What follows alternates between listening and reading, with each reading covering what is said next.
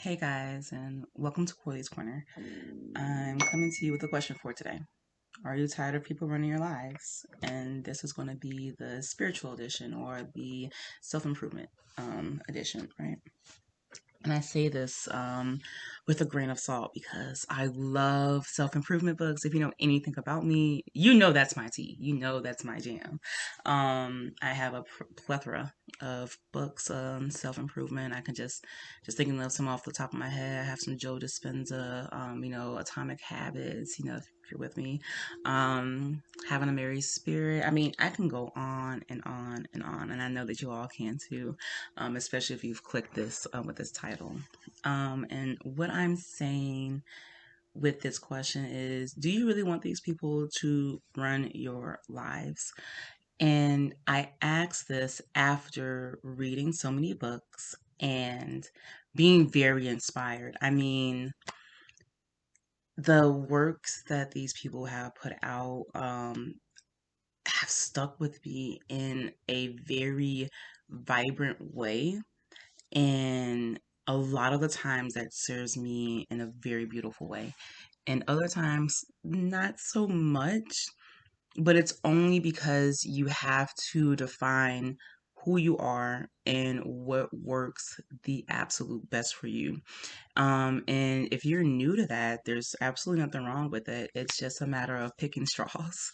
And sometimes picking straws is picking books and seeing what works for you on a long term basis. And if you don't want to continuously do a new habit, why? Right? So when we're doing these self improvement books and these people who genuinely, I think that every book I've ever read, I feel like the author genuinely feels as though they want to help people. They were once in a really like a sticky situation and they saw to the other side and they're sharing their piece of, hey, I made it, right? And that really drives home in a beautiful way for me because when you think of just life in general, I like to call it the mundane. The mundane isn't really that mundane because there's so much sacredness in every moment.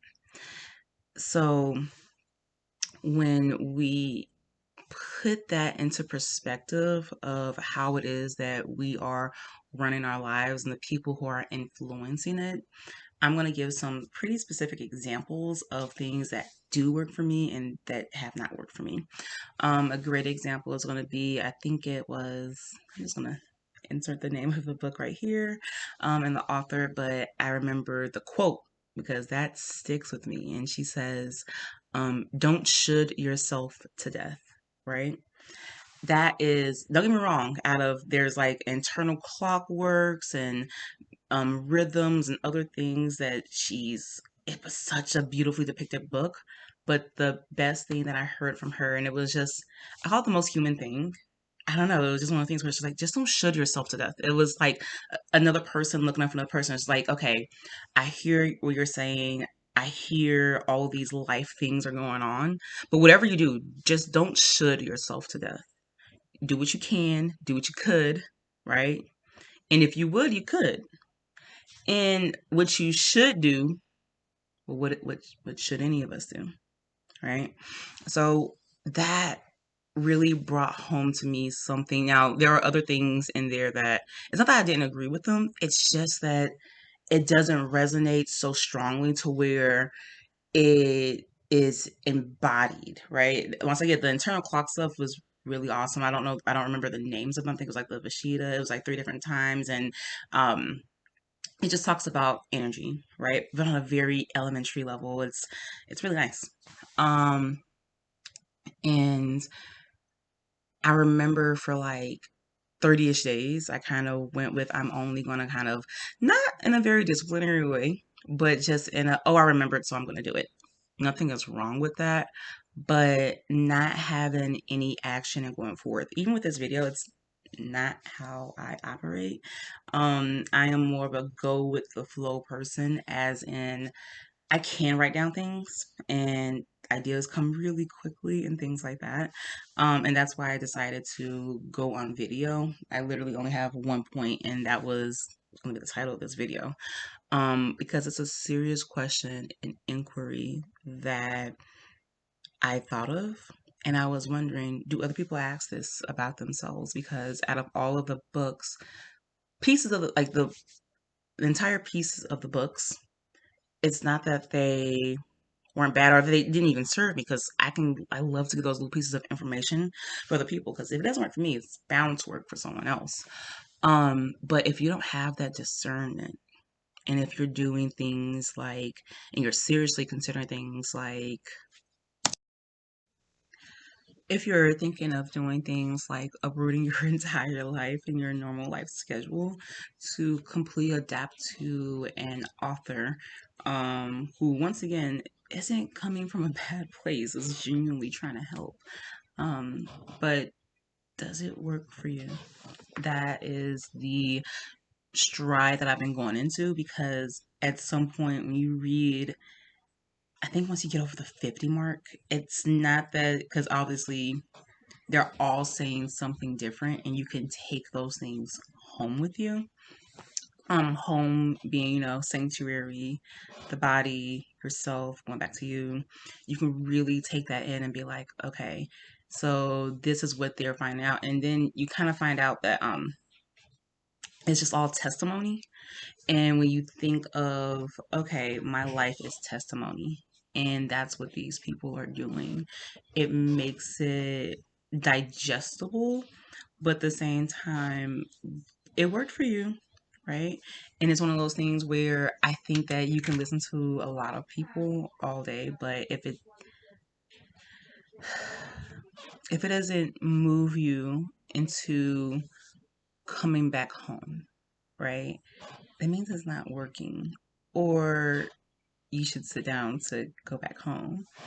Um, One of the my best time just being in tune with myself, um, in the world, quite honestly, the universe, is during meditation. I will say I realized that, because I had slacked off the last couple of years during the pandemic. I know some people kind of went within, but me, I was just like, I was very uprooted. If you look at my last video, it was a few years ago, like I think 2020 or 2019, just beginning my spiritual journey, deeply, excuse me. Um, and then I had to kind of go within, but in a completely different way. I mean, we're talking about multiple ego death. We're talking about like the highs and the lows and the everything in between. And I think the in betweens is the part where we hiccup, because we're just like, okay, it's happening. It's not down here and it's not up here, but I keep on going this, and I feel like I have to keep on going like this. And people, if you're not if the narrator in your head is telling you that this is bad, the journey, which is just, if you're not rigid about it, it becomes a flow. It's no longer up and down. You just flow with it. You get to tell yourself nice things. And the narrating in your head changes. The narration in your head changes because your outlook changes, right? And that's for everyone in their growth.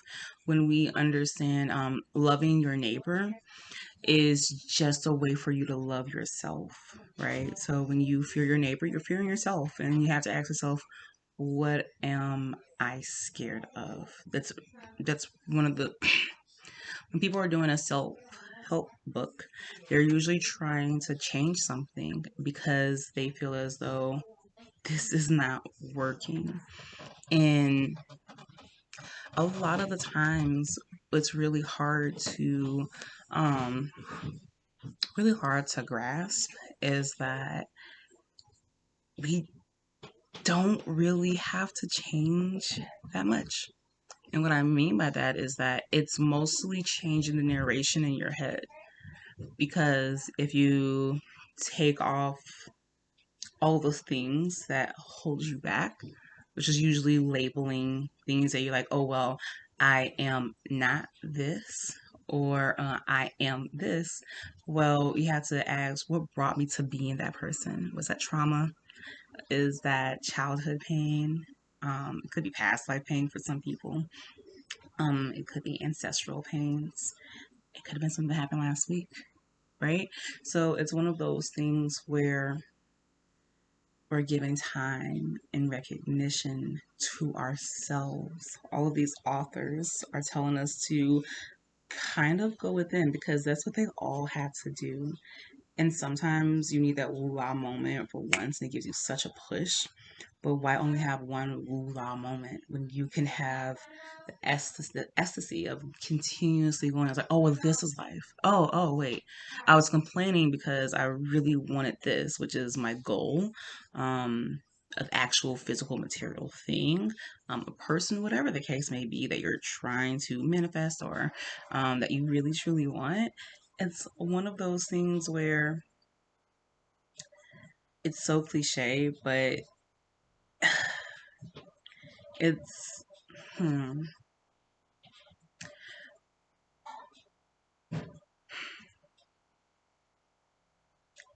I'm trying to find the wording because it's really difficult to. I'm just gonna say it. It's one of my favorite quotes, and I just heard it, and I think it's from Laurel Erica. It's really beautiful. Nothing satisfies a parasite in paradise, and that goes really deep. Um, and why I bring up this quote and the reason why it's sticking out so much to me, it's because the parasite isn't a bad thing. Parasites is just a living organism. It's doing its thing, right? And we are humans are filled with them, right? If you go into any health, right? Any doctor will tell you, yeah, of course, those are, any scientist will tell you, heck, you go into a microscope and you can see them. If you remember freaking, at some point in middle school, they told us about like, and they all showed us those germ videos and like, there's like super microscopic germs all over us and stuff like that. It's just like, yeah, that's kind of the nature of it, right? When you go a little bit deeper into it, you can call one of these a parasite, right? And our body is going to try to fight it off. And sometimes it works with the body. And I say this because if you're trying to change one aspect, every aspect changes. And if you're changing the narrator in your head, right? So this is the mind over matter. You have your body has to change. It's just the isness of it. Um, and it's only parasitic if it's not serving you, right? So if a great example, I think I heard the doctor said it was a like a some kind of interview, and he was just like, oh, if you have three eclairs, and like, he was like, well, first off, whose idea was it to get the eclair in the first place, right? Who had the sweet craving? Was it you, or was it your stomach? Right, because there are microbes and microns in the tummy that have cravings, right? It makes me think of like, what's E. coli? What are these germs, stomach germs, intestinal germs, and things like that? What are they shaped like? It's really interesting and super fun to kind of be like, huh, okay. And then that was my thought process because he only said the three eclairs part. And then he says, well, eat that one eclair. He's like, you can only eat one eclair. You can't go past that. Um, but those other two, who's eating those other two, right? Because you can't physically take it, right? And so it's one of those things where and it's one of those things where no one's thinking much about eating the proportion amount. It's just like a snack is a snack. It's just one of those things where, did I want that? And if you think of it like that. And so for me, I was like, well, me thinking, well, the parasite could even be like the mind, right? Because, once again, not in a bad way, if the mind, even just looking at the shape of it and everything, anyways, um, if you can conjure up, hey, I'm going to eat this dessert or whatever the case may be. I don't know, wait. Sorry about that. Now just to get back right back into it really quickly, if the mind is the one, I'm not gonna say the mind was the one that let's say that the mind was right. Um, you are not the mind, right? But let's say the mind, because sometimes we will have a craving, and does that craving serve us, right? When did that craving hit? What triggered us? And I say triggered because remember, we are indeed energy beings, right? And everything around us is made out of energy, and energy affects energy. It's just the way that our world works, right?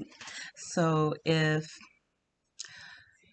the brain, right, which is usually associated with the ego, if they are in cahoots and they're like, okay, well, you're trying to make this change. I don't like this change, right? It goes against what I've been doing for a pattern for the past. And you put your stamp mark on it 5, 10, 15, 20 quarters, however many years. And now there's change. Since there's this friction, right? Let's soothe. It's a self-soothing and stuff like that. Um, Usually when it comes like that, right? And that's just one example of a plethora of things that are possible. One of the things I was also saying about the mind being a parasite, think about negative thoughts. Um, Now, of course, we are not the negative thoughts. We're not even just our minds, but just to think of it as, hey, I'm filtering energy constantly. If we get, I think it's like 60,000 ads every single day, unconsciously, just imagine, right, how many thoughts we're having that aren't our thoughts, right, on a daily basis and being affected by that. Now, what is that doing, right? Now, if you are the master of your mind and you know, because you are observing, hey, that's a lot of like negativity right here, right? Whether it's you're in the middle of a freeway, and there's like traffic all around you, whether it's pressure at a store because like everyone's trying to get home, make dinner, and you can feel that pressure. Um, I think that it's just so very interesting how we filter and how the brain can be at work. Now, once again, if you're the master of it, this is fine, dandy. You can go about doing it as we all do, all day. Now, if you're unconscious of it, you're usually getting affected by it, right? So, if I don't know, right, the patterns and the cycles that are natural within life, then it's really easy to get uptight about a situation, especially an uncomfortable one, because no one wants to be in an uncomfortable situation for an extended period of time. That's human nature and very understandable. Now it's all about what we do with this knowledge and power. And that's why I was saying that that could even be considered one. Everything can. It's just a matter of, I think the definition of a parasite is just something that is sucking the energy off of you. And if the changes that you're making are not giving you energy, but instead is sucking you dry, it's just a time to reevaluate and to see what really works for you. Um, Letting go is different from taking away. Don't take away from yourself because that's not the point of the point of the improvement, right? It's not someone you don't want to take away from yourself. What you do is you let go of the things that weren't even serving you anyway. It's dead weight. So you're just like, oh well, that thought about whatever negativity, I can drop it, right? And then we get into things such as, oh well, this thing is going to happen. I know it's going to happen.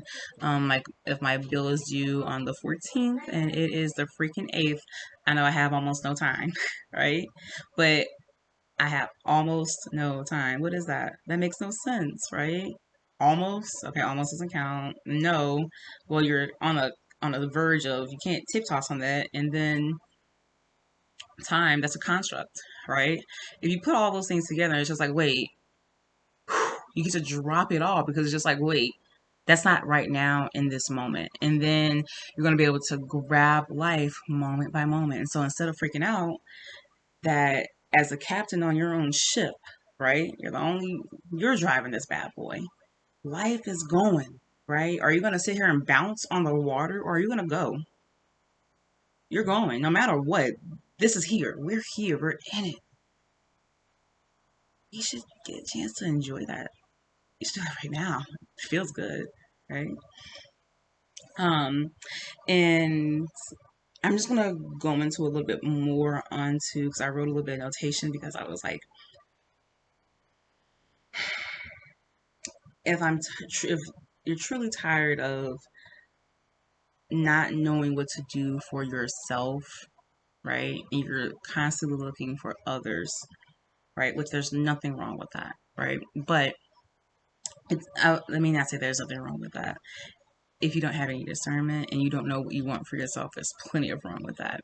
But if you're looking over, not to compare, but just to see that this works for that person, there's nothing wrong with looking, right? But if you kind of know what you're looking for, find your tribe. You will vibe, and as you vibe, you will find your tribe. Get out there, get social. It could be on social media, of course. And just remember to know that you are whole always. Even if for some reason you think that you are not, you are. And going into the world as a whole person, knowing yourself and your worth. We're all children of God, right? As a child of God, I uphold myself. Heck, how I uphold myself. And other people do the same, right? I think that we're all doing our very best. And